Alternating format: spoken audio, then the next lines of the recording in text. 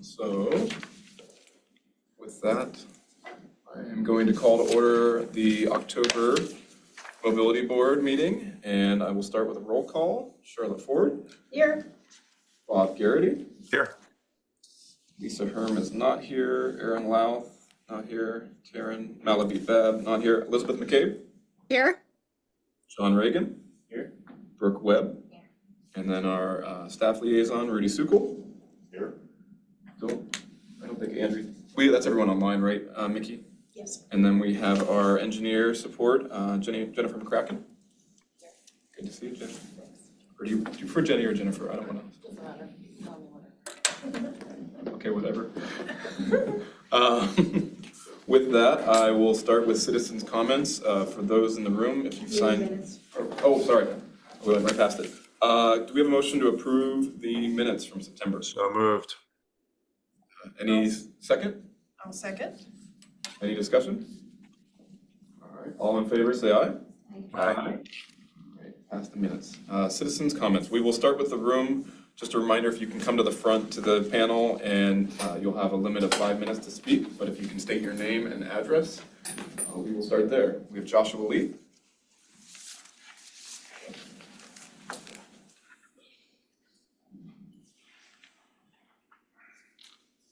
Hi, my name's Joshua Lee.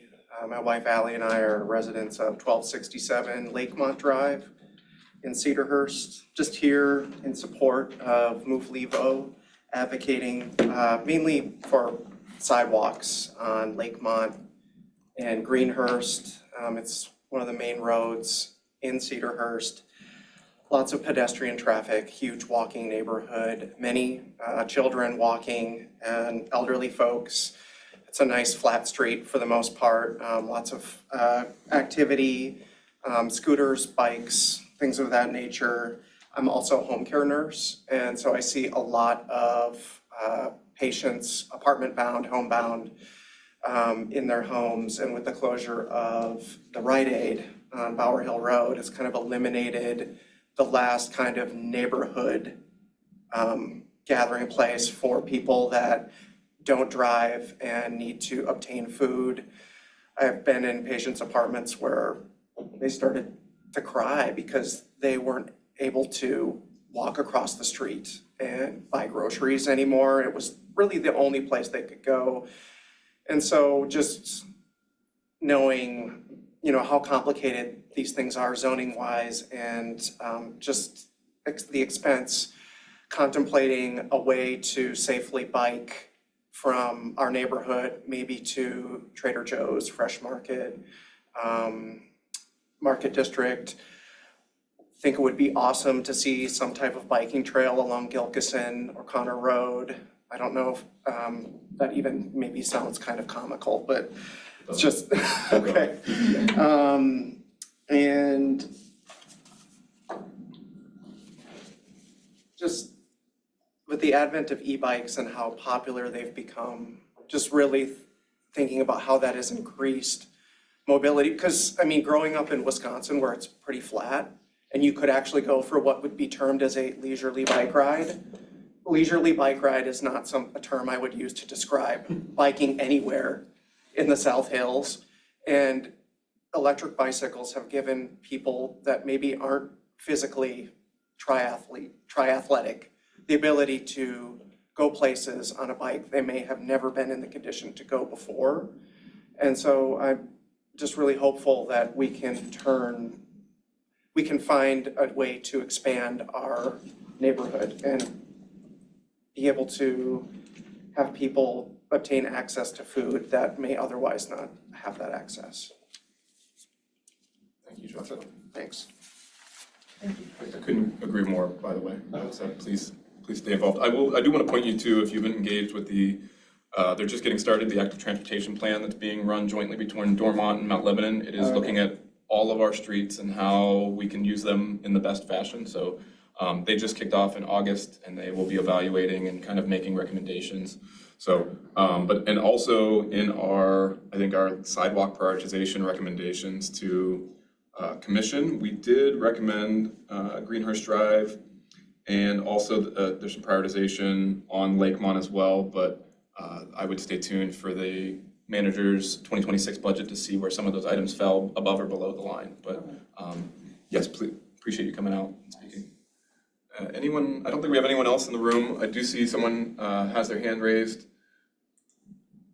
Ike Gitlin, we're gonna unmute yourself. Please state your name and address, and you'll have 5 minutes. You're up. Yeah, I'd like to take the dinosaur up, but I'm not sure how. We can see the dinosaur and we can hear you, so that's a good start. But Okay. What my wife Ann and I are here. We live at 1259 Pinewood, also in Cedarhurst. What we wanted to talk about was a stop sign at Glades Drive and Sunrise Drive. And if you come down Cedar Boulevard and turn at the Public Works Yard and come up Lindendale, we take a left up onto Glades, and it's a hill. And if it's rainy or if it's wintertime or whatever, that hill's pretty steep and it's pretty slippery. So we're going up there the other day, and a car comes flying out of Sunrise Drive and takes a left right in front of us. And we're thinking, man, they really blew that stop sign, but there's no stop sign there. And we talked to called up the police, and they said there's never been a stop sign there. But if what we experienced is being experienced by somebody else, sooner or later you're going to have a pretty bad accident there. And there are stop signs everywhere else up along Glades Drive, on Lakemont and Folkestone and so forth. So I'm not sure why that particular street doesn't have a stop sign entering, into Glades. But in the winter, if you're coming down Glades, you're not going to be able to stop if somebody comes out of there. And I don't know, we didn't ask. I don't know if we've had accidents there before or not. But whoever was driving that car was going at least 20 mile an hour careening around that, taking that left turn right in front of us.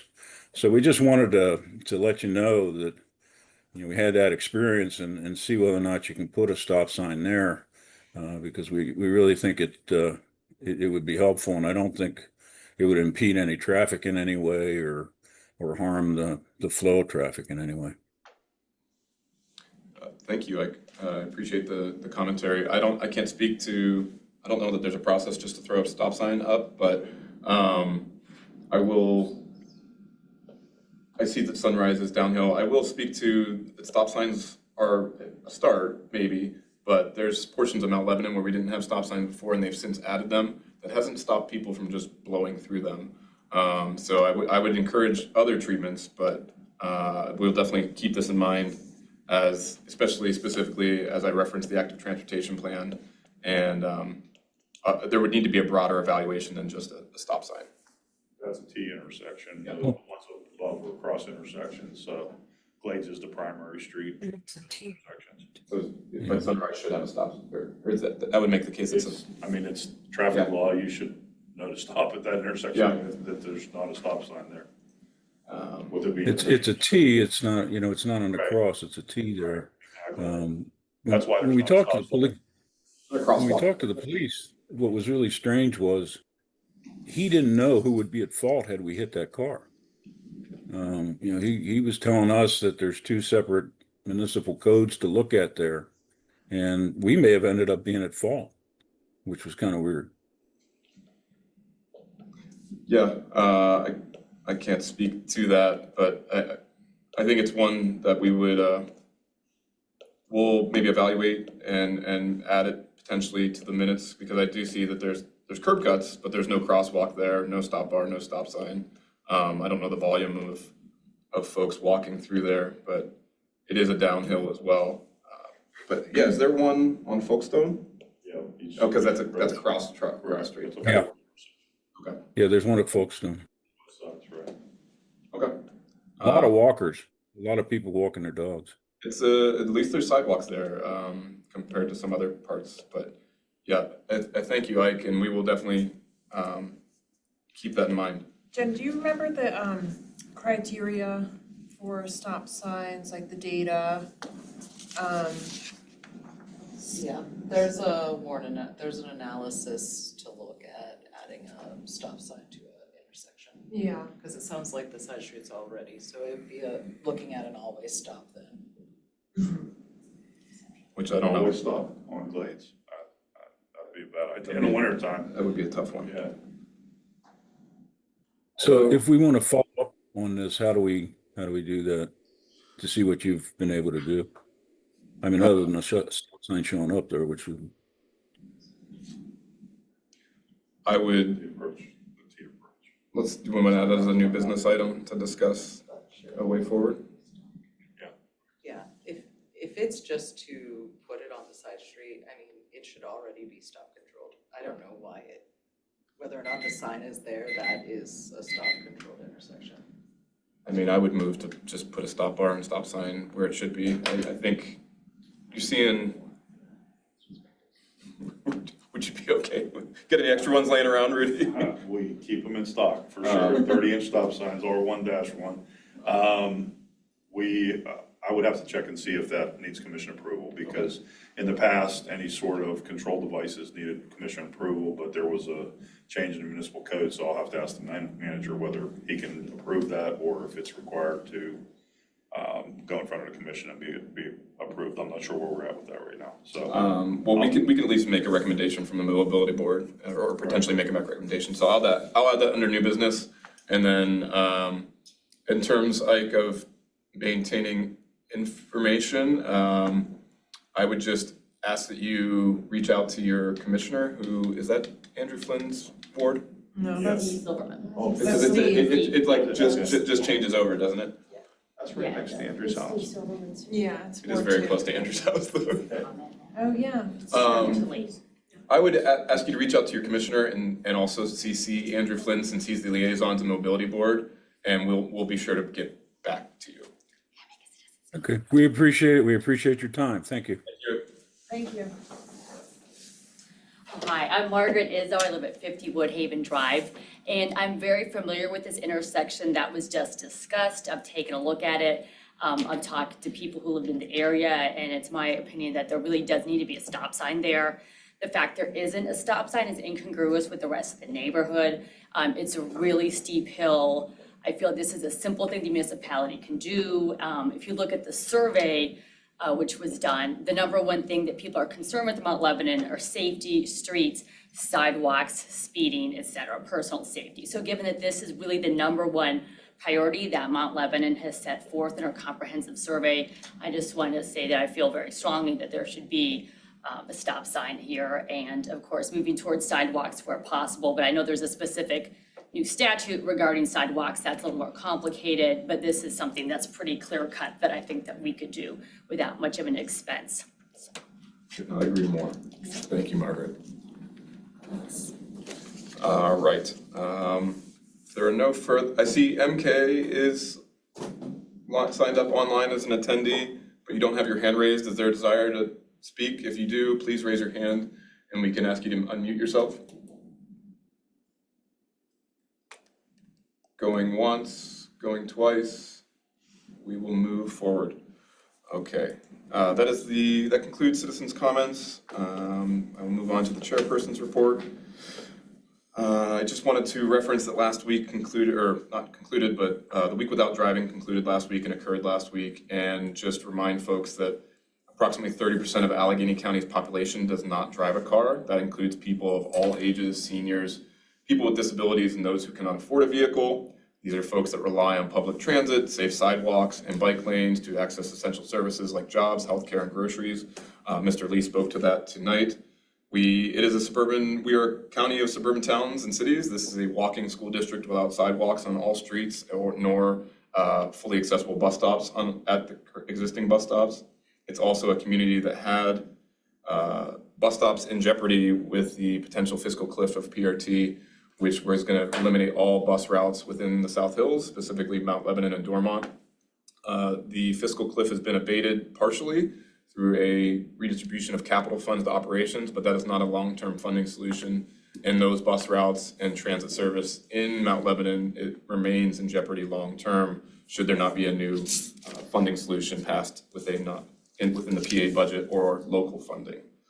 Additionally, just wanted to remind folks this was an update to a graphic those may have seen in terms of pedestrian risk related to speed. This is also not taking into account the growing size of vehicles, but if you are hit by someone driving a vehicle going 20 miles per hour, you have an 18% likelihood of severe injury. That goes, just going from 20 to 30 miles per hour, your likelihood of severe injury increases to 50%. At 40 miles per hour, your likelihood of severe injury is 81%. And those numbers are likely higher when you take into account growing vehicles. An additional item I wanted to touch on was the active transportation plan, big map process. The consultants are going to each of our elementary schools and schools, as I understand. I don't know all the dates, but next week they're coming to Lincoln Elementary School on October 14th in the afternoon. Following school, the students will be able to participate in a big map. Brooke, I don't know if you have any more insight from yours, if they're on that, but I think it's being run by the PTA council. Yeah, Beth might actually be able to speak to our date. I'd have to look at the calendar. She might have it top of mind. I believe it's the 16th, the Okay. Thursday. Yeah, it's right after school. Excellent. So if you get your PTA meals, for those that have students or nearby, please check that out. They had a little test run of that at the Active Transportation Plan launch, public launch in August. A really great way for students to engage if they understand their community. If anyone's ever seen graphics online, kids that are walk or ride to school have, their drawing versus kids that are driven to school, vastly different in terms of detail and their understanding of community. And it is a big part of their freedom as they grow. It is critical to their growth. Finally, I want to touch on, maybe not finally, I might have one more, but I'll try to be fast. There is a hands-free and in-control workshop duly hosted by Move Lebo and the Mount Lebanon Police Department at the high school commissioner's lot this weekend, October 12th from 3 to 5 p.m. It is a free workshop for people to get connected and understand hands-free technology in their car. And this is kind of coming on the backs of the new law passed in Pennsylvania that puts a prohibition against use of a phone in a vehicle that is not hands-free. So that is coming up October 12th from 3 to 5 p.m. at the commissioner's lot. And then finally, there's been a lot of discussion about scooters, e-bikes, e-scooters, what have you. And there is legislation before Pennsylvania dubbed Abby's Law, which would prohibit the use of e-scooters under 16. I find this a bit problematic. While I know there's a growing concern, there's a lot of use of e-scooters, and technically that is illegal use, but it is also a use that parents and students and others have made the decision for because of maybe the lack of sidewalks or two working parents in the home, a variety of factors that I don't believe that Mount Lebanon has adapted to fast enough, and that includes zoning, that includes sidewalks on every street, that includes safe paths, safe walking paths, bike lanes, shared mobility paths. This is a cat that's out of the bag, and I don't think this law, while it may prohibit under 16, we already can't enforce illegal parking on sidewalks, illegal parking in crosswalks. We can't enforce that right now, and I would hate to have our students wrapped up in enforcement of e-scooters. While I'd rather encouragement of safe use of them or creating safe spaces for the use of them. So just wanted to bring that to mind. With that, I do not believe we have our commission liaison on, so Rudy, I will go to you. Thank you. Just a couple brief things. The driver feedback signs are installed and they're operational on Scrubgrass. They've been in probably about a month now or so. I think, I'm not sure if we had them in before the last meeting or just after, but they're working. Everything seems to be going along well. We actually have network connectivity to them so we can monitor the data that's coming back off them to. Is it live or do you have to pull that down? I'm sorry? Is that live or do you have to pull that down? I think it sends every 15 minutes, I think is what it is, and then it records it into the database and we're able to pull it down and generate reports and so forth. So it'll be interesting over time. I've kind of been watching the graphs to see if it has an impact on speeds. Then once we do the additional traffic calmings over there, see what impact that has on it as well. So we have some good feedback, as far as what we're trying and what works and what doesn't. We issued a purchase order for a contractor they will be modifying the pedestrian buttons and access to the pedestrian buttons up on the island at Bar Hill and Asbury Heights to bring it into compliance with the ADA. They're a little too far from the curbs right now, so they'll be extended and then it'll be compliant. We finished our paving program, so our mill and overlay program's finished. The contractor installed the speed humps up on Bradford, or speed hump on Bradford last week, so that wraps that up. And then the street reconstruction should be finished by the end of this week. Contractor's working on Crystal Drive, lower section, paving should be finished there and wrapped up. That'll wrap up our program for that this year.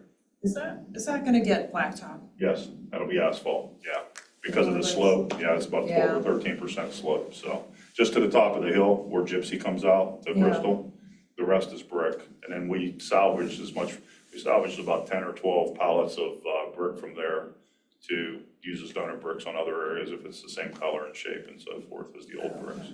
So they were palletized and we're storing those until we need them. Okay, thanks. Sure. That's all. The Asbury Heights one, was that why the sidewalk was closed by the bus stop there? Do you know, or if that was a separate? No, we were doing assessment sidewalk work there in that area. That was planned work that was, Was PRT alerted to the? I to the bus don't stop? believe so. I mean, we have information on our website, but we don't specifically alert them on that. I'll share some information with you, but they would prefer to know 3 weeks ahead of time of impacts to a bus stop. Just because that's one that may have a lot of folks with ADA accessibility needs, so. Yeah, that's probably a pretty busy one right there at the top of the hill. It was pre-pandemic, it's dropped off a little bit, but, and then I had a question, it escapes me now, Rudy, my apologies, but maybe it'll come back to me. Yeah. No big deal. Okay. With that, I will move, I guess we have staff liaison report, but do we have you on the docket for, we don't have our engineer report, but before we jumped in the subcommittee, I just wanted to give you a chance, Jenny, if there was anything. The only thing was that Mike said that today he sent a letter requesting a study for PennDOT to complete a study at the intersection of Gilkinson and Old Gilkinson Road. So, Safety inspection, yeah, a road safety audit, so that will probably be about 2 months by the time they get it scheduled and we hear anything. Would they do, I guess if they did a road safety audit, would they do It it would from provide Washington short-term- Road to Cedar, or no, just in that It area? will just be that intersection Okay. unless we ask that they expand the study limits, but I'm assuming it's intersection related for safety. that was my understanding. Yeah, we had some, a contact for the, actually PennDOT had the contact from the public and they forwarded it to us. Okay, And that's the approach that we took. If you can share that language, I'm more out of curiosity, but there might be a timing aspect to this. I was gonna wait till like the active transportation plan kind of ended, but I will say that in the network redesign PRT proposed, they're removing service of the 36 from Cedar and Gilkison. So there won't be a bus line on that street anymore, which to Mr. Lee's points earlier, reduces access to groceries, reduces access to the Galleria via transit. There will no longer be a bus going to the from basically the 36 will stop at Cedar. It'll go up to Washington or the Mount Lebanon station, but it will not proceed down towards the Galleria into South Hills Village. You'll have to ride the T to South Hills Village, which is not a good experience, but if you're actually trying to get to the grocery store, so just want to keep that in mind. I don't think I want to expand the scope yet, but we'll see what the active transportation plan says. With that, I will go to the subcommittee reports, starting with capital budget. Yeah, we did some recommendations, last month. We went over that for looking into the 2026 budget. We did not have another meeting though, so nothing more to report from capital budget. And we think sorry to go back to you again, Rudy, but we think the manager's budget probably be out end of the month, the 2026 budget. So, yeah, we're starting to set up review times now with the commission, yes. Okay. Did you have anything else, Beth, for capital? Okay. No. All right, thanks. All right, I will go to policy and street design. If you want to take the lead there, John? 1 minute. Catching up. No worries.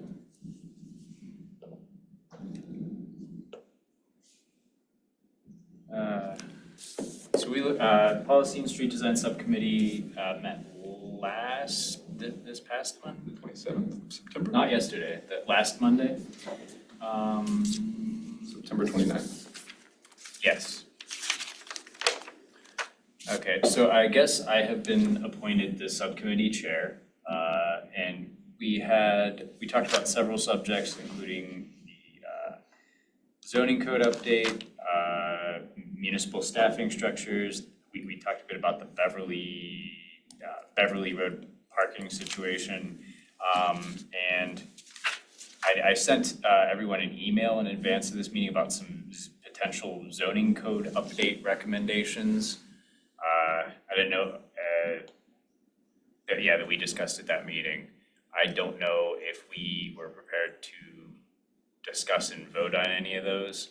I It's a lot, I think I would move to those to next month if we have a stronger agenda item. Yeah, I'm cool with that. sounds good. And hopefully we'll meet again and have more. Sounds good.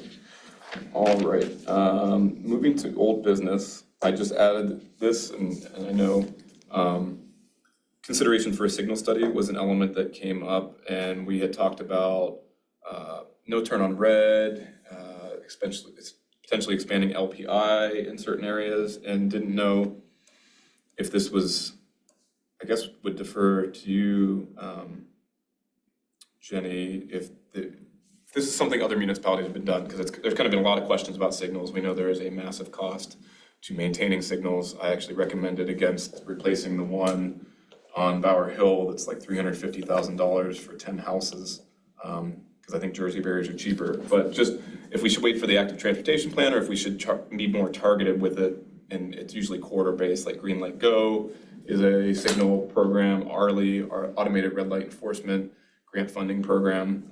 Didn't really know what the ask, but we had it in there and we didn't really come to any clarity at the end of the meeting. But we're just looking, it might be too late to tuck it in the budget, but just thinking for next budget season, if there's something we should put in at a greater ask. So what is the question, I guess? What we would need to do for adding no turn on red signs Okay. in like Washington Road or other areas, or removing the time restrictions for no turn on red to be all day. Specifically, there's a lack of no turn on red on a couple intersections on Washington Road, and then there's some time restricted no turn on red that some of us feel should be non-time restricted, should be all day, no turn on red. Okay. So things like that are pretty low cost improvements to look at, and you do own the signals, so, you know, I mean, LPIs, because you have a signals technician is just a very easy timing change on certain quarters, and I will say that we have many clients. Swickley is a client that we just did that and implemented some changes, wanted to do a longer LPI because it's 65 and they have children that walk to school. And we weren't able to change it to the 7 seconds. We started with 3 seconds and that was acceptable to PennDOT just given the congestion on the corridor. But you know, it's a lot of intersections that could easily be implemented and that's just a timing change. So pretty easy submission to PennDOT of them reviewing it and then just implementing it. Pretty similar thing with no turn on reds. As far as like programs, I think municipality already does a lot of that and utilizes both Green Light Go and ARLI to make improvements to signals, upgrade signals, all of that. They are great programs and I mean, we don't know about this year's budget because there is no state budget. Usually we would have heard by now and there's a pool of $40 million every year for Green Light Go alone. And ARLI I feel is a similar amount of money, just can be used in different uses. Thank you. I think Washington is one that may warrant some signal changes, but at the same time, I know PennDOT, I think their first phase is going on West Liberty / Washington Road is going from Dawn in the city of Pittsburgh, Dawn Avenue to Potomac. And next would be from Potomac, I believe, actually it might be from Dawn to Scott Road, so it does impact some signals in Mount Lebanon. The next phase is from Scott, I think, to Cochrane. So I don't know if I would want to get ahead of the signals if they're going to come through and do a bunch of stuff. But I think Cochrane and Beverly are two areas we would be interested in. So maybe we can keep that tabled and think about a request when we have a state budget. I think we'd all like a state budget. Go ahead, John. After the last meeting, I did go and read up on leading pedestrian interval. And I was under the impression that you don't want to just try to maximize it everywhere. That in addition to, even if you're like, I just want to I don't care about motor vehicle delay.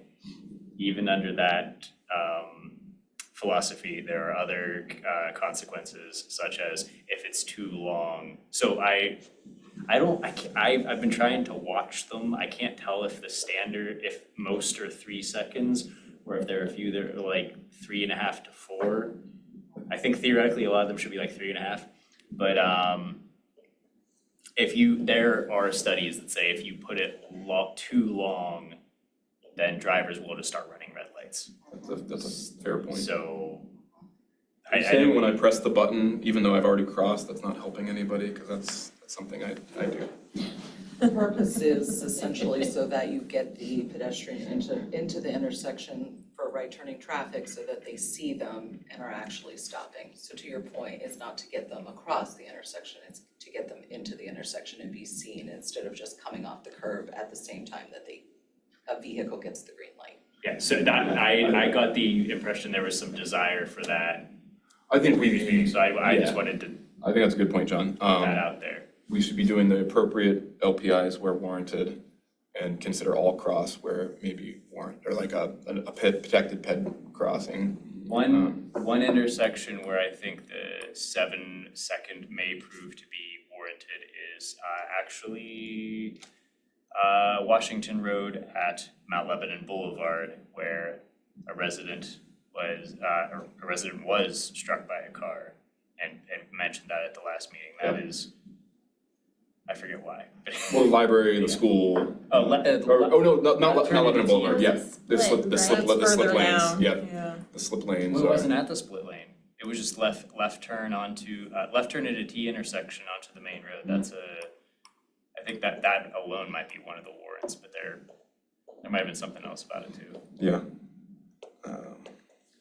And that one's a little farther out there where maybe that's a signal change that could happen, because that project for PennDOT is much farther out there on that portion of the road as I understand it. So, I don't think there's any line items in the budget right now. I did want to highlight that, It was over by Sunnydale. Sunny Hill Drive, I just heard, it has no turn on red, but somebody running alerted me that they had a car make the turn off of Sunny Hill into the intersection, even though they had the red light. There are ped heads there, but there's no stop bar on Sunny Hill as it approaches one at Washington Road. Are we out of painting season, Rudy? Because with the no turn on red, maybe it would Kind of, just, sort of, I mean, we're in the leaf season now, so that's kind of our focus right now. if that's one we could put on there for the next round of painting season, because the no turn on red sign is already there. Not that this stops people from doing it, but just it brings more attention. To that kind of- Stop here on red sign too, for Well, so maybe but it's no turn on red as well. They did that with that whole corridor when they did that 10, 15 years ago. All I and the study was see- done. all I see from the 2022 street view is just the no turn on red. There's no stop here that I can see. So it could have probably got hit by a car that ran the red light. Probably. I say that jokingly, but it's probably the truth. Okay, the next item was the Beverly Lincoln safety. One Oh, second. sorry, go ahead. Can you just elaborate a little more on the PennDOT study? You said that, So, so we were saying no LPI study for now? I mean, we made a recommendation last month, but what were you saying about what's going on with PennDOT? So PennDOT has a project to repave West Liberty Avenue and Washington Road kind of in successive years. The first segment Okay. is going from the city of Pittsburgh closer to the Liberty Tunnels all the way to Scott Road. And with that, they usually upgrade, not always because the signals are owned by the municipalities, but they do look at the signals. There was a road safety. I don't know what their full scope is at this point because they did a scoping field view. They were requested by the municipalities to do a road diet analysis. They are coming back with that road diet analysis as far as I don't know if they've briefed Mount Lebanon, Rudy. Not that I'm aware. They're gonna brief All PRT those later this signals month. have already been upgraded through Dormont So is by, it- they're already adapted, the whole way to Scott Road. So yeah, I guess it wouldn't, it might need a study for LPI is what, so But most of them do it. we could do LPI right now without asking PennDOT, or potentially without asking PennDOT. You just have to submit it, but yeah. Yeah, okay. Okay, thanks for clarifying that. That's one where I'm not a signals expert, but maybe, since we are doing the joint active transportation plan with Dormont and Mount Lebanon, it could be a recommendation from that plan. Hey, I don't know if they're doing a signal analysis, but they know there's been a lot of, if you haven't, there is a big digital map you can comment on. They've pulled in things from the comprehensive plan, but the signals at Piermont, Scott, elsewhere have been commented on a lot. So I imagine that will be a recommendation. There is some LPI, but there's not, it's limited. Okay, thanks. Okay, so no action from that one. I just wanted to, I appreciate the input. And the next one was a Beverly Lincoln Safety and Traffic Plan. I don't know that this is an element that made it or will be making it into the manager's budget, but I do have business owners texting me on my personal number asking for my solutions. And I just wanted to say that any solutions live with the commission and the manager, because we can just make recommendations, which we did, to do a Beverly Business District, Lincoln School District area safety and traffic plan. So, anyone else have questions about that? Okay, no action there. Just wanted, we are an advisory board. We make recommendations. We don't control the purse strings nor the budget or actual action, as much as we would like to personally. And then under new business, I had Ralston Place and Bower Hill Road. This is an area where we have had, I think, multiple houses hit across the street for those leaving Ralston Place in vehicles. I think 3 out of the 6 houses on that block have been hit by people driving. And it is a really questionable intersection. This is another one where I think Bower Hill Road had a traffic calming study done, this portion that is the municipalities. There was no action from that study. I should have probably requested it. Rudy, do you know if we have the materials from that, or if you would know if we have? When was that done? It was before us, so I have no idea. I'm not aware of that. Okay. I didn't participate and I wasn't the liaison to the traffic board at the time, so. There was another, Commissioner Flynn forwarded me an email regarding the crossing at Marlin. And Marlin Drive, actually they live on Marlin Drive, but they cross at Ralston Place, asking about that intersection. I know that anecdotally, the crossing guard has been hit by people driving multiple times. For those exiting, if you are in the left, it is a T intersection with 2 lanes that turn either direction. If you are exiting and you're going to make a left and a vehicle pulls up to your right, you cannot see anything. So then that inches that traffic up.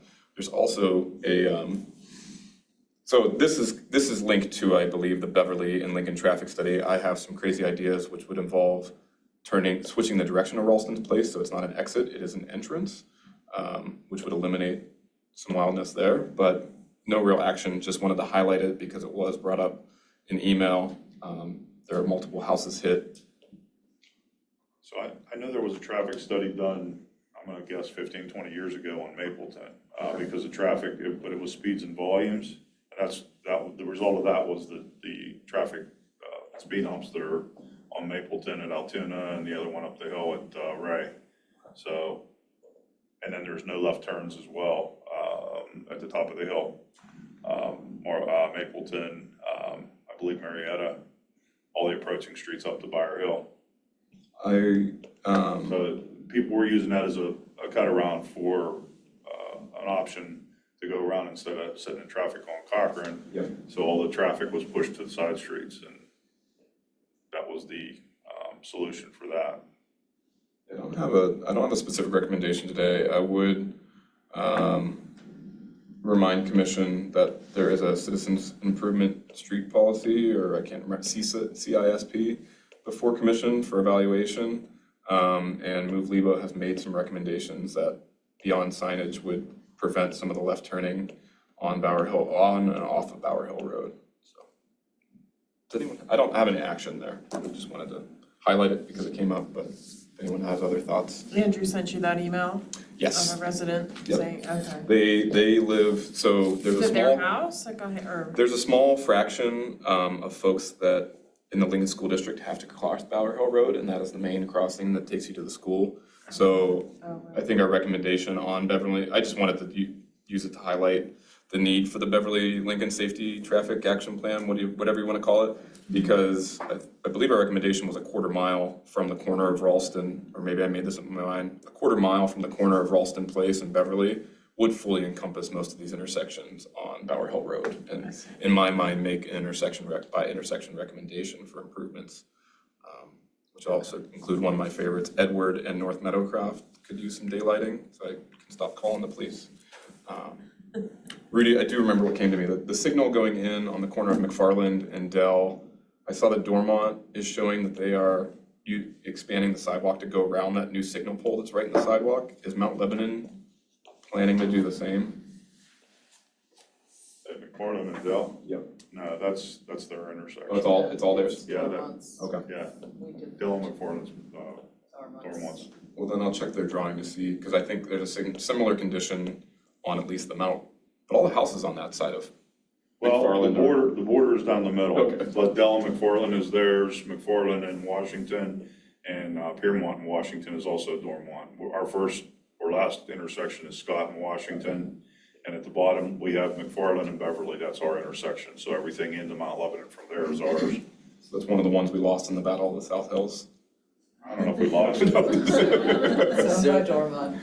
We have 42 That's intersections. less that you We have 42 maintain. signalized Yeah, you guys have a lot, trust me. 18 I will flashing. look at their drawing to see, because I think that the new pole is right in the middle of the sidewalk. Really? So, Oh, yeah, that's a very temporary condition. It's going to jog around and be extended. It'll have a 4-foot sidewalk. sounds good. So signals on a border street are owned completely by one municipality, one or the other. Correct, there's no splits, right? Who owns the signal on Castle Shannon Boulevard at Mount Lebanon Boulevard? That's, we maintain that intersection. I think that the pedestrian activation button has been knocked out.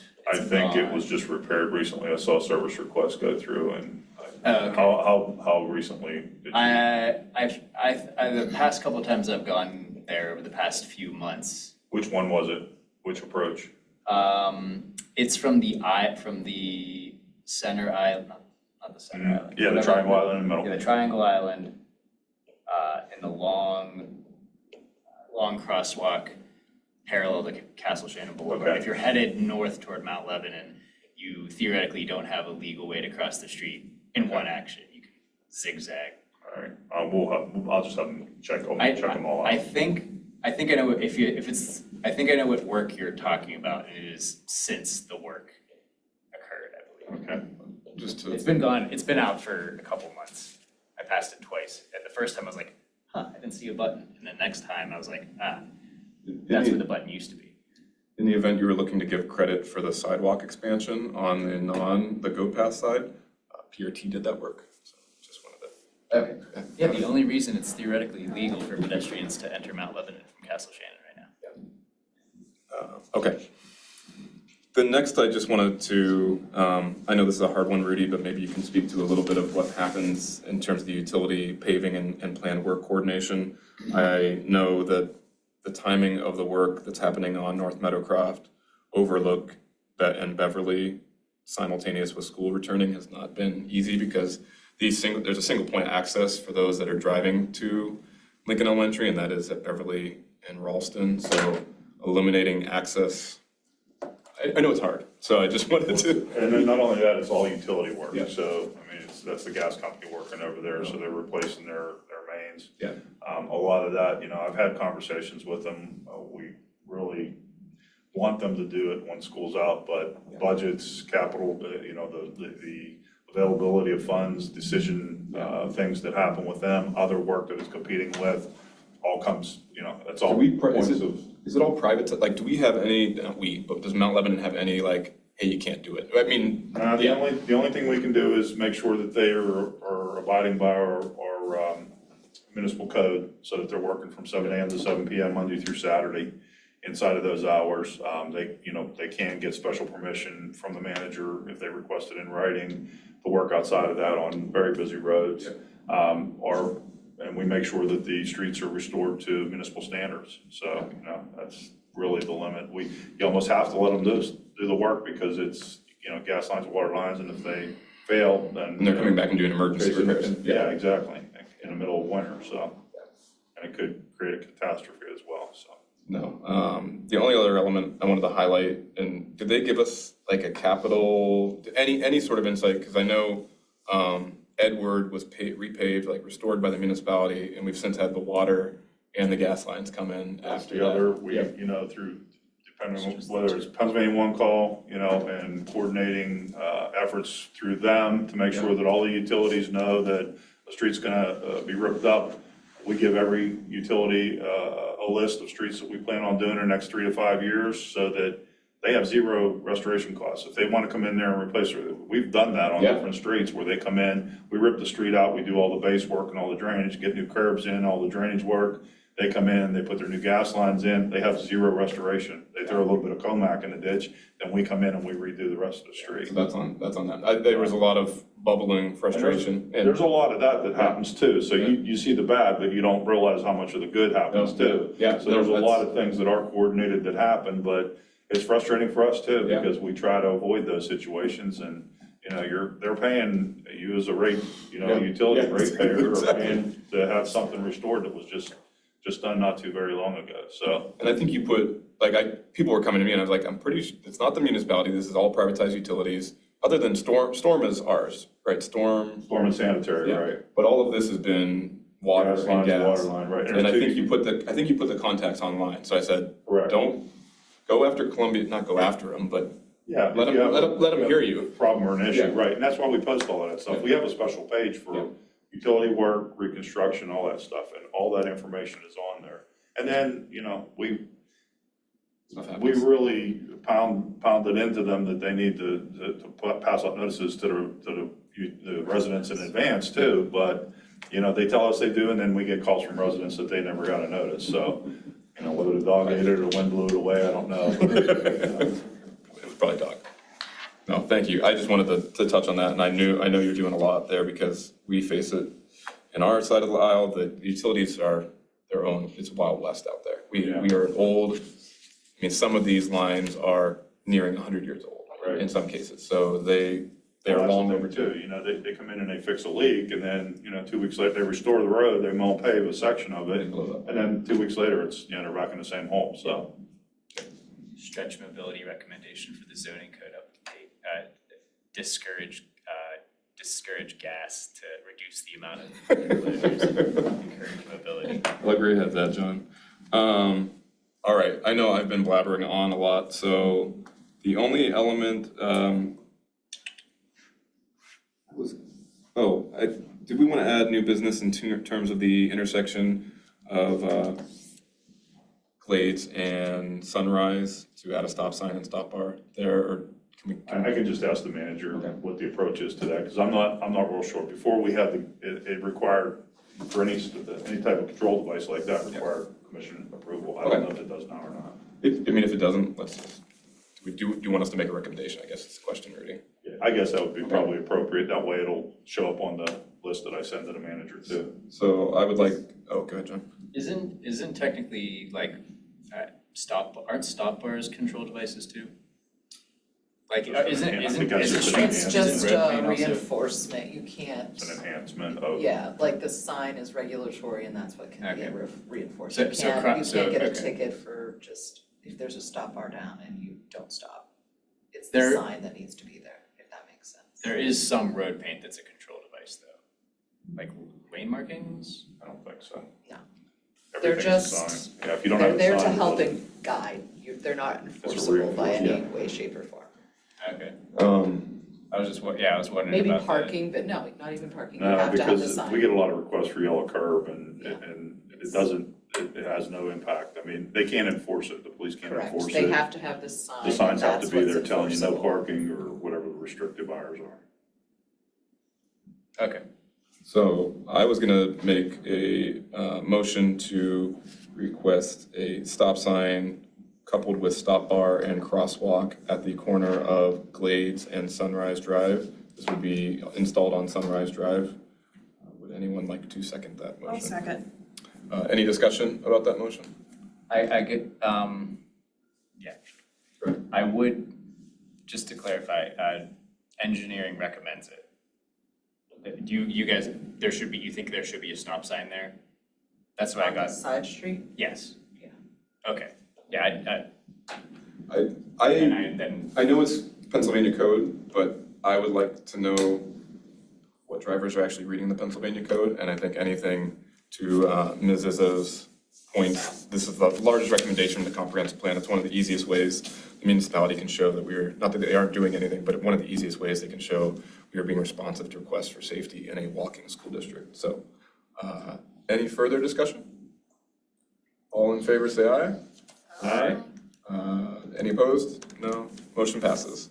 The final item was moving the next mobility board meeting from the 4th to Monday, the 3rd, or Wednesday, November 5th. Does anyone have a specific request or conflict that they can anticipate? I personally prefer not Monday, but that's me, but I would prefer Wednesday, I think, too. I would prefer Wednesday too.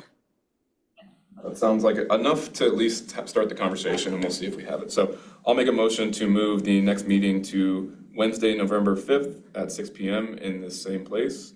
Would somebody like to second that? Second. Right. I'm assuming no discussion. All in favor, say aye. Aye. Motion passes. That meeting will be in room D. Room D, so not the same place, same address, new location. You did say that, Mickey, so thank you. I will make a motion to adjourn. Would anyone like to say? I'm sorry, could I clarify one thing? Go ahead, Bob. The, John sent out this nice package, and I think there are 5 proposals in there, John, right? correct. And we're gonna have that discussion next month? Yes, I would ask any of you to read through that, and then, John, I defer to you if there's any feedback to add it to the agenda, and I'll make sure I can add it as an agenda item. Yeah, I have a bunch of questions and comments, and I'd like to engage with John a little bit. Good. So this gives us some time, and knowing that the meeting's on the 5th, John? I'll Yeah. shoot money. Apologies for not sending it out further in advance of this meeting, but I did my best. We might be safe on the phone to add Bob to the conversation if we went for the next subcommittee meeting, so let's. That's a nice document, though. Yeah, there's a lot to it. Yes, thank you, John. I'm gonna move to adjourn. Thank you for that clarification, Bob. That was a good reminder. So, who wants to second it so we can go home and party? All in favor, say aye. Aye. Aye. All right. Thank you, everyone. Thank you. Night.